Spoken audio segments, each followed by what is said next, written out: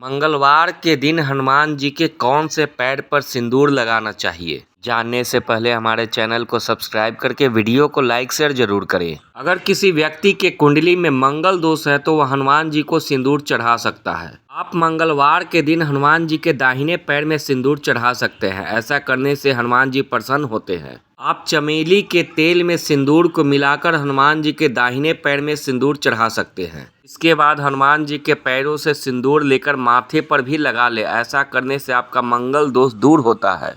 हनुमान जी के पैर में सिंदूर चढ़ाना है तो आप हमेशा चमेली के तेल में ही मिलाकर चढ़ाएं। इसके साथ ही आप इनका घोल बनाकर हनुमान जी के पूरे शरीर में लगा सकते हैं। इसे चोला चढ़ाना कहते हैं। अगर आप मंगलवार के दिन हनुमान जी को सिंदूर चढ़ाने वाले हैं तो आप सबसे पहले गंगा जल से उनकी प्रतिमा को स्नान कराएं। इसके बाद ही आप उन्हें सिंदूर का लेप लगाएं। ऐसा करने से आपकी सारी मनोकामनाएं पूरी होती है। हनुमान जी को सिंदूर चढ़ाते समय मंत्र बोलना भी जरूरी होता है। अगर आप मंगलवार के दिन हनुमान जी को सिंदूर चढ़ा रहे हैं तो आप सिंदूर रक्तवर्णम च सिंदूर तिलक प्रिय भक्तया दत्ता मया देव सिंदूर प्रतिगृहताम मंत्र का जाप जरूर करें। मंगलवार के दिन हनुमान जी के दाहिने पैर में सिंदूर चढ़ाने से आपके जीवन में नकारात्मक ऊर्जा प्रवेश नहीं कर पाती है। इसके साथ ही आपके जीवन में सकारात्मकता बनी रहती है। मंगलवार के दिन हनुमान जी को सिंदूर चढ़ाने से आपके जीवन में सौभाग्य की वृद्धि होती है। इसके साथ ही आपके जीवन में किसी भी प्रकार की समस्या नहीं आती है।